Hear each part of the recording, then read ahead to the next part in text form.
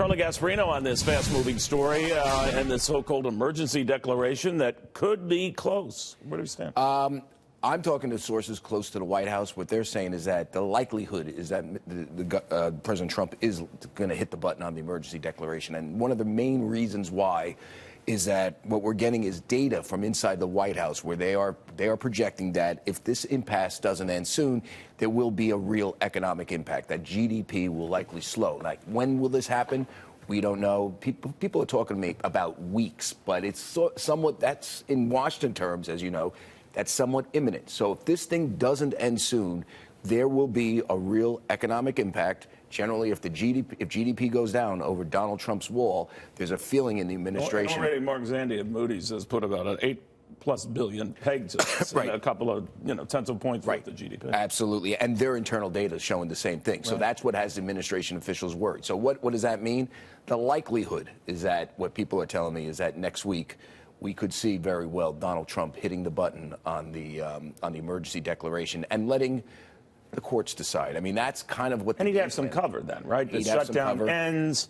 A judge might slap it down. They're very likely. But he can blame the judge. He can blame the judge. So I would say this thing, based on what listen, I'm telling you what sources are telling me now.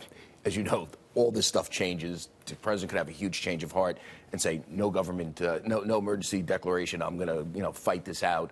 Or he may cut a deal. But as of right now, I am telling you two things. Number one, their internal data is not good. It shows there is an imminent impact on the economy if this thing does not end very soon, and that could be weeks away, where you will see real economic slowdown and a decline in growth. Number two, the likelihood, what people are saying inside the White House, that data has administration officials worried enough, and the president, that he's likely to hit the button on that emergency declaration, and it occurs next week. Now, all this occurs, as you know, at Davos, the World Economic Forum is going on. And what's really interesting about that is that as of now, there's kind of a split in the administration on who's going and who's not among the economic team. From what I understand, Mnuchin, the Treasury Secretary, Steve Mnuchin, still going. I hear Larry Kudlow, the economic advisor. Any of those contingent on the shutdown stopping? Well, if it changes, Could the president change his mind? The president might go. But, but next week, I believe, is Martin Luther King holiday. The president generally, he may stay home for that. Just from that's one of the things I've heard. And, you may see him be part of a celebration for that and then retire to Mar-a-Lago at the end of the week next week. But that's what I'm on. What did you make of the president yesterday saying that he never said that Mexico we're going to write a check and pay for this? When in fact he said 212 times. Some of this is such. We ran the bites again and again. I read the newspaper every day, and, I see these stories about Trump is the worst liar in the world. And I try not to indulge in that, because we all know that President Obama had one of the biggest fibs of all time, which if you want your insurance, you can keep it, right? But this lends clearly to the narrative that he's a complete BS artist. I can just remember when he constantly said that they were going to pay for the wall. Neil, there was one rally I remember him say, and guess what? We're going to build what? And the whole crowd said, a wall. And who's going to pay for that wall?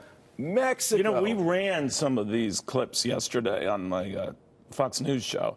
And, I heard from people that you never Trump, you're at it again. You doctored those tapes. Doctored the tapes. There is a contingency among the Trump crowd that really sort of travels in weird conspiracy theories. I'm telling you, I told you the whole thing with yes, they believe you doctored it. There's no doubt about that. There is a whole thing about Joe Biden being a pedophile that's flying around the internet, where I got one of the most disgusting photos I've ever got of Joe Biden, where his hand was on a baby in an inappropriate way, but it was photo manipulated. And these people believe this stuff. Crowds are alive and well, but in this case, when you state it, I always feel it's far more efficient on the left or the right to use their own words and let people be the judge. But but that's, listen, whether you believe in conspiracies or not, he did say what he said. He said what he said. He said what he said. All right, thank you very much, buddy.